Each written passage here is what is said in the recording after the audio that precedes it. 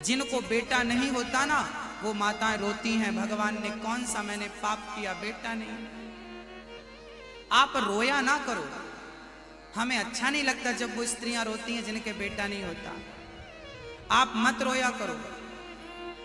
एक बार जगन्नाथ भगवान का मंदिर किसने बनाया पता है आपको? इंद्रद्युम्न नाम के एक राजा थे जिन्होंने जगन्नाथ जी का मंदिर बनवाया था, और जगन्नाथ जी विश्वकर्मा के रूप में आए थे और भगवान जगन्नाथ जी की स्थापना की थी। तो इंद्रद्युम्न राजा थे, उनकी पत्नी का नाम था गुंडीचा। उनके कोई संतान नहीं थी। वो रोज जगन्नाथ जी के मंदिर जाते और बहुत देर तक जगन्नाथ जी की पूजा करते थे, बहुत प्यार करते थे जगन्नाथ जी से। मैया जी, एक दिन भगवान जगन्नाथ जी प्रकट हो गए, बेटा तुम क्या चाहते हो, जो मांगोगे मैं तुम्हें दूंगा। राजा ने कहा प्रभु मुझे तो कुछ नहीं चाहिए, अगर देना चाहें तो मेरी पत्नी से पूछ लीजिए। तो जगन्नाथ जी ने कहा गुंडीचा माँ बताओ आपको क्या चाहिए, तुम जो मांगोगी मैं, भगवान है भाई, अब क्या नहीं दे सकते हो। गुंडीचा बोली प्रभु आपका दर्शन होता है मुझे, आपने जो ये मानव का तन दिया है ये बहुत अनमोल है, मुझे कुछ नहीं चाहिए। भगवान बोले माँ तुम मांग लो ना कुछ, तुम्हारे बेटा नहीं, तुम बेटा क्यों नहीं मांग लेती। गुंडीचा रोने लगी, प्रभु आज कहा तो कहा, आज के बाद कभी मत कहना कि मेरे कोई पुत्र नहीं है, कोई संतान नहीं है। प्रभु मेरे 3 संतान हैं, 2 बेटा 1 बेटी। जगन्नाथ जी ने कहा माँ असत्य क्यों बोलती हो, मैं तुम्हारी किस्मत को पढ़ रहा हूं, तुम्हारे भाग्य में कोई संतान सुख नहीं है, पर मैं तुम्हारी तकदीर बदलने आया हूं। गुंडीचा बोली प्रभु आप जो लिखा है वो पढ़ रहे हैं, पर मैं वो बात कहने जा रही हूं जो आपने लिखा ही नहीं। क्या?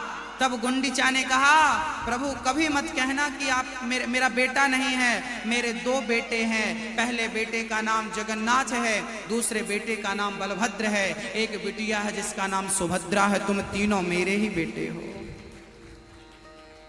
भगवान को अपना बेटा मान लिया था गुंडीचा ने, इसलिए आज भी साल में एक बार 8 दिन के लिए भगवान जगन्नाथ जी अपनी माँ के घर जाते हैं। जब रथ यात्रा निकलती है तो अपनी मौसी माँ के घर जाते हैं, गुंडीचा के घर।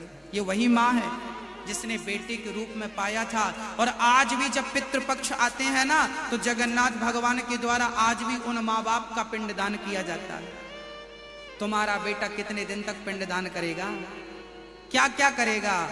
अच्छा ये बताओ, यदि बेटा ना पाने से स्त्री अभागिन होती है तो मुझे बताओ क्या यशोदा माँ के कोई बेटा था? बोलो बोलो मेरी माँ, यशोदा ने क्या गर्भ से कृष्ण को जन्म दिया था? यदि बेटा ना होने से स्त्री अभागिन है तो यशोदा भी अभागिन होनी चाहिए ना। मेरी माँ, बेटा बेटी से कोई भाग्यशाली या अभागी नहीं हो जाता। गोविंद को अपना बेटा, जीवन में जिस चीज का अभाव हो उस जगह भगवान का भाव बना लेना चाहिए। बेटा नहीं है तो कृष्ण मेरा बेटा है। त्वमेव माता च पिता त्वमेव, यशोदा ने बेटा बनाया कि नहीं? गोपियों ने पति बनाया कि नहीं? ग्वाल वालों ने मित्र बनाया कि नहीं? सुदामा ने मित्र बनाया कि नहीं? बोलो भाई। अर्जुन ने प्रेम के कारण कन्हैया से रथ हकवाया कि नहीं? प्रेम के कारण छिलकों का भोग लगाया कि नहीं? यदि वो सब कर सकता है, झूठे बेर सबरी के खा सकता है, तुम्हारा बेटा नहीं बन सकता? ये जो बिहारी जी हैं आपके भाटापारा में, ये बिहारी जी आपके बेटे हैं। तुम्हारा बेटा ना हो तो बिहारी जी में बेटे की दृष्टि बना लो, पति ना हो तो बिहारी जी को पति की दृष्टि में देखो, पिता ना हो तो बिहारी जी को पिता की दृष्टि से देखो, भाई ना हो तो बिहारी जी को अपना भाई बना लो, बिटिया ना हो तो राधा रानी को अपनी बेटी बना लेना, वो तुम्हारी बेटी बन जाएगी। बहन ना हो तो राधा रानी को अपनी, वो सब कुछ बनने को तैयार है, तुम बनाओ तो सही। तुम दुनिया वालों के लिए रोते हो, तुच्छ प्राणियों के लिए। वो बैठा है तुम्हारा सब कुछ बनने को, तुम बनाते कहां हो? कितनों के नाम मैं जानता हूं जिनकी संतान नहीं। आप ये मत कहा करो कि तेरा बेटा नहीं तू अभागिन है, आपको पाप लगेगा, भगवान नाली का कीड़ा बनाएगा आपको। क्यों किसी का दिल दुखाती हो आप अपने शब्दों से? क्यों किसी को घायल करते हो आप अपने वाणी से? अगले जन्म में भगवान तुम्हें नहीं देगा, तुम्हें जमाना कहेगा। हाँ, किसी को देखकर हंसा मत करो, क्योंकि यदि आपने हंस दिया ना तो ईश्वर वही स्थिति आपकी भी कर देंगे। हाँ, है ना? हाँ। किसी का अपमान ना करना, किसी का अनादर ना करना, किसी का तिरस्कार ना करना, किसी का परिहास ना। समाज भरी सभा में आप किसी का अपमान कर देते हैं, अरे तुम तो ऐसे लोग, चलो, गलत है। ईश्वर सब नोट कर रहा है, दिखाएगा वो। उसके घर देर हो सकती है, अंधेर नहीं। जिनके बेटा नहीं होता, बेटा क्यों नहीं होता, इसका कारण भी मैं आपको बताऊंगा। क्यों नहीं होता आपका बेटा? कारण है भाई, अगर मैंने बैंक से कर्जा ले लिया तो मेरा कर्जा यदि मैं चला गया तो बेटे को चुकाना पड़ेगा कि नहीं? नोटिस किसके पास आएगा? बोलो भाई, जल्दी बोलो, समय नहीं है। बाप का कर्जा, बाप का ऋण कौन चुकाता है? पिता का ऋण पुत्र चुकाता है। पिता के सिर पर ऋण होगा तो पुत्र को चुकाना पड़ेगा, ऋण होगा ही नहीं तो चुकाना कहां से पड़ेगा? ऐसे ही जिनके सिर पर ऋण होता है उन्हीं का ऋण चुकाने के लिए बेटा बेटी आते हैं। जिनके सिर पर कोई ऋण नहीं होता, भगवान उसके घर पे बेटा बेटी भेजते नहीं। तुम ऋणी ही नहीं हो, तुम मुक्त हो। जिनके सिर पर ऋण था उनका बेटा आया चुकाने के लिए, बैंक वसूल रही है बेटे से। बस जिनके संतान हैं वो ऋणी लोग हैं। जिनके संतान नहीं है, भगवान ने उन्हें मौज करने के लिए भेजा, जाओ संसार देख के फिर आ जाना मेरे धाम सीधा। उनके मोक्ष में कोई बाधा? आप कहती हो महाराज जी मरेंगे तो पिंडदान कौन करेगा? अरे राम राम राम। जो भगवान का नाम लेकर मर जाते हैं उन्हें पिंडदान की जरूरत ही नहीं पड़ती। वो यूं ही भगवान का नाम लेके मोक्ष प्राप्त कर लेते, उन्हें पिंडदान की जरूरत। और जो पाप करके मरते हैं उनका कराते रहो तुम पिंडदान। इसलिए कहता हूं कि इतना तो करना स्वामी, जब प्राण तन से निकले, गोविंद नाम लेकर मेरे प्राण तन से निकले। एक बार सत्यभामा बिगड़ गई, क्योंकि एक दिन क्या हुआ कि भगवान गए थे स्वर्ग। तो स्वर्ग में ना एक कल्प वृक्ष होता है, तो कल्प वृक्ष का पुष्प बढ़िया था, वहां का फूल बहुत अच्छा होता है। आपने देखा कभी? नहीं देखा, जाओगे तो देख लेना स्वर्ग, वैसे आप लोग जाएंगे। वहां का पुष्प, एक दिन भगवान स्वर्ग गए थे तो वहां से एक पुष्प लेकर आए, और पुष्प लाए तो वो रुक्मणी के बालों में लगा दिया ऐसे। अब रुक्मणी के बालों में लगा तो रुक्मणी माँ है। अब सारी दिखा सबको, देखो स्वर्ग से आया हमारे लिए। अब तो सबने तो ठीक किया, पर सत्यभामा बिगड़ गई। सत्यभामा ने कन्हैया की क्लास लगा ली, सुनो हमने क्या बिगाड़ा था तुम्हारा? हम फोकट में मिल गई है तुम्हें, हम भी तो तुम्हारी पत्नी है, हमें क्यों नहीं लाए फूल? अब भगवान घर में आग लग गई फूल के चक्कर में, होता कभी कभी। अब भगवान बोले ये कैसे बुझे आग? तो भगवान बोले चिंता ना कर, मैं तेरे लिए पूरा पेड़ उठा के लाऊंगा।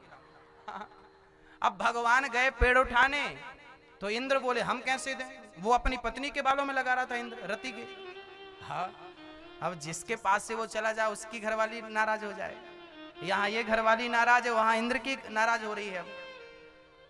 कहा जाता है कि इंद्र का भगवान से युद्ध हो गया इस चक्कर में, पत्नी के चक्कर में हो जाता है। माताएं बढ़िया होती हैं, हाँ, कहाँ किसको भेड़ाना है वो सब जानती हैं। लो भैया, इंद्र का भगवान से झगड़ा हो गया। अब भगवान ने फिर इंद्र को समझाया, भाई झगड़ा ना कर। पुष्प लेकर भगवान आए हैं और सत्यभामा के बालों में लगाए, पर अभी गुस्सा ठंडा नहीं हुआ। अब भगवान बोले अब तो मान जा भाग्यवान, अब क्या चाहिए? बोले आप मेरे बन के रहेंगे, अब किसी के नहीं। भगवान बोले ठीक है मैं आपका बन जाऊंगा, पर एक शर्त है। बोले क्या?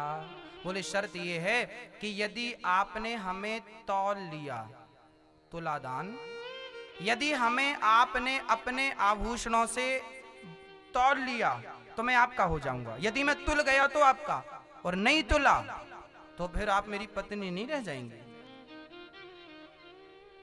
शर्त मंजूर। अच्छा, सत्यभामा को अहंकार आ गया था उनकी प्रॉपर्टी, क्योंकि बड़े बाप की बेटी थी ना, उनके बाप के पास मणि थी, वही मणि क्या ना, लड़की ज्यादा दहेज लेके आ जाए तो भी टेढ़ा देखती है, सीधा नहीं देखती वो। ऐसा केवल आप और हमारे साथ नहीं, भगवान के साथ भी हो चुका है, भगवान भी इसके भुक्त भोगी हैं। इसलिए दहेज नहीं लेना चाहिए ज्यादा, नहीं बाद में कहेगी कि सुनो वैसे ही करो जैसा हम कह रहे हैं, नहीं करोगे, दिया हमारे बाप ने इतना सारा, करो, करना पड़ेगा। सास कहती है बहू पांव दबा दे, गला दबाऊं तेरा, पांव दबाएगी, इतना दहेज ली है, मुंह फाड़ फाड़ के पांव दबा दूं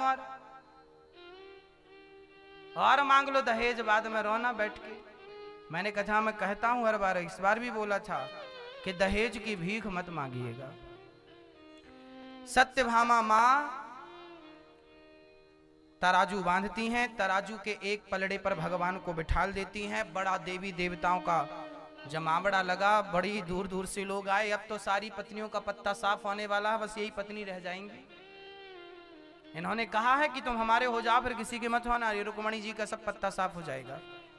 अब तो सत्यभामा एक पलड़े पे कन्हैया को बिठा ली और दूसरे पलड़े पे सोना, उनके पास जितना था उनके पिता की संपत्ति दहेज में जितनी सब रख दी। उनको लग रहा था हमारा, उनको क्या लग रहा था कि सबसे दहेज, ज्यादा दहेज हमारे पिता ने दिया, इसलिए इन पे ज्यादा अधिकार हमारा है। ऐसा कभी कभी हो जाता है, कभी कभी आप मान लेते हैं कि हमने इनको खरीद लिया, है ना, ये गलतफहमी नहीं पालनी चाहिए। रिश्ते प्रेम से चलते हैं, दबाव से, प्रेशर से नहीं चलते कि तुम दबाव बनाओ, नहीं तुम हमारी हो बस। भाई शरीर मिल सकता है ना, पर प्रेम नहीं मिल सकता ऐसे में। अब सत्यभामा ने दबाव बनाया, सोना चांदी तराजू बांधी गई, एक पलड़े पे भगवान बैठ गए हैं, चुपचाप बैठे हैं, और दूसरे पलड़े पे सारे सोना चांदी हीरा मोती जो था उनके घर पे सारा रख दिया, भर गई तराजू, पर हिला भी नहीं भगवान का पलड़ा नीचे। अब तो सत्यभामा के पास सारा कुछ खत्म हो गया, खुद सत्यभामा जी बची। हाँ, अपना जो कान का था, गले का था, वो भी रख दिया। अब भी नहीं तुले, अब भगवान मन से बोल रहे, देखो अब नहीं तुल रही हो, अब तुम्हारा पत्ता साफ। अब सत्यभामा को डर लगा, राम राम, हम जितनी थी उतनी भी नहीं रह जाएंगी अब तो। अब तुरंत दौड़ी दौड़ी रुक्मणी के चरणों, माँ बहन बचाओ, भगवान तुम कन्हैया तुल नहीं रहे, कैसे करे कैसे। तब सत्यभामा ने कहा, तब रुक्मणी अम्बा ने कहा कि देख एक तुलसी का पत्ता उठा और तुलसी का तिनका, तुलसी का पत्ता अपने मुंह पे दबाओ और तुम खुद चढ़ जाओ उस पलड़े पर। सत्यभामा मां गई, तुलसी का पत्ता मुंह पे दबाया और खुद तराजू पर खड़ी हो गई, और जैसे ही खड़ी भई भगवान तुल गए, भगवान तुल गए, भगवान तुल गए। मानो भगवान कहते हैं कि तुम अपनी वस्तुएं जब तक चढ़ाते रहोगे तब तक मैं तुलने वाला नहीं, और जिस दिन तुम अपने आप को चढ़ा दोगे उस दिन मैं तुल जाऊंगा।